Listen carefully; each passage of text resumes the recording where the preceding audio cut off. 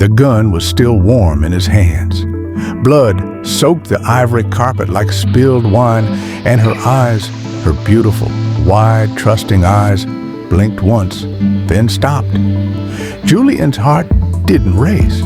It slowed, froze.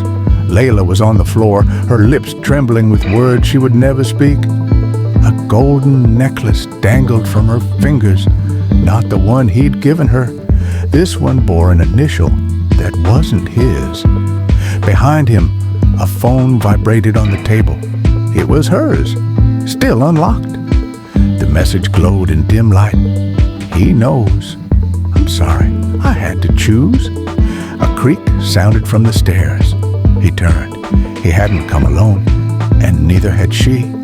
The first time he saw her, it was raining. Of course it was.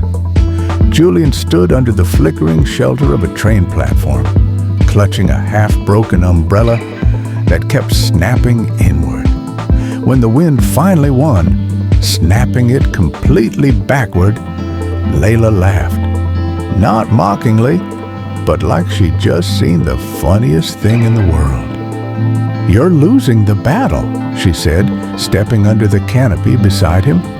He grinned, embarrassed, brushing rain from his hair. "Yeah, well, I'm not great at goodbyes." She looked up at him. "Then don't say them." Their connection was electric from the start, not the wild, explosive kind, but a slow-burning current, warm and steady. They shared a cab, then coffee, then silence, the comfortable kind. Julian was an architect, loved order, lines, plans. Layla? She was all chaos and color. She claimed to be between jobs, something creative, though she never explained. "I'm still figuring out who I want to be," she'd say.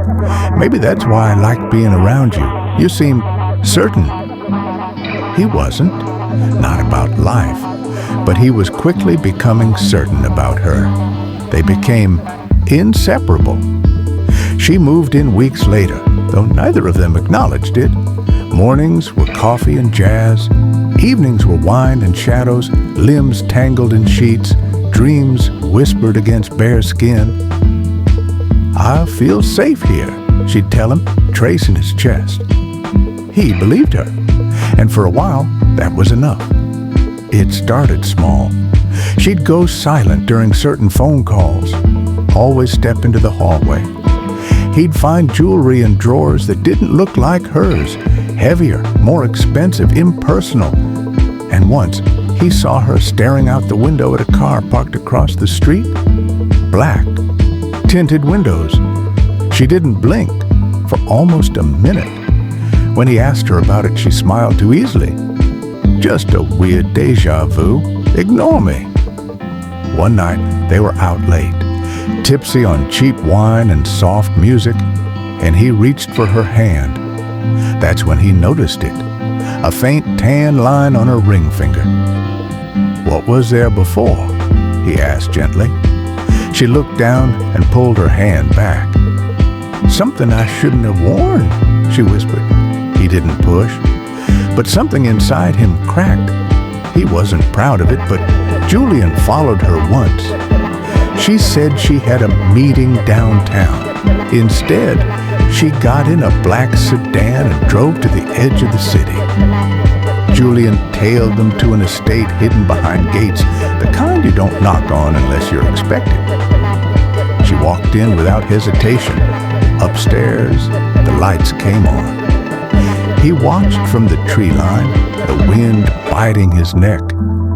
Then he saw her in the window, with another man, older, sharp suit, hands on her waist. She smiled like she used to with Julian. He confronted her the next morning. No anger, just heartbreak. "Who is he?" Silence. "Are you married?" A long pause, then a sigh. "Not anymore, not really." His name was Rafael Moreno, not just anyone, a cartel associate who helped her once when she was desperate, broke, scared. But the price of being saved had been her freedom. "He never hit me," she explained. "He never needed to. I was never allowed to leave. She met Julian by accident, and for the first time in years felt real again, free. But Raphael had eyes and ears, and now he knew. They decided to run, new passports, cash, a flight booked under fake names. "We can disappear," Julian promised. "I'm not worth dying for," she warned. He kissed her. "You're worth more than this life." The night they were to leave, she texted him from her apartment. "Change of plans. Come to our place, alone. I need to fix this. Please trust me." Julian grabbed his coat and the revolver from the safe, not because he wanted to use it, but because Raphael was capable of anything. When Julian arrived, the door was ajar. Inside, the lights were dim, the air heavy. Then, the shot. A single pop. He ran upstairs. Layla was on the floor, Raphael standing over her, cold and calm.